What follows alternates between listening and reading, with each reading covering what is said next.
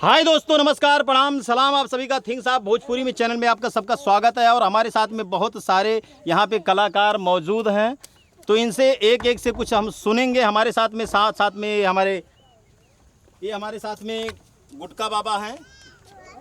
हाय। ये गुटका बाबा, अभी इनका बहुत सारा वीडियो हम लोग शूट करने वाले हैं। ये जो है सोनाली जायसवाल जी है, बॉम्बे से चल के आई हैं।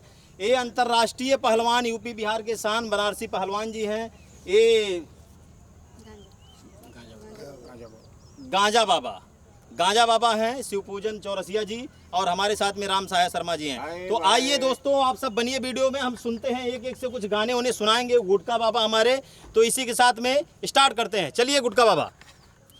प्यार वाली बतिया भुलाई काहे गईलू तू हमरा के कहाँ छोड़ गईलू तू हमरा के कहाँ छोड़ गईलू कि हम तोहर बिन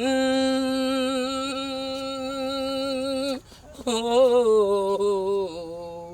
कि हम तोहर बिन अब ना जी सकीला प्यार में गोरी तोरे मर सकीला प्यार वाली बतिया भुलाई काहे गईलू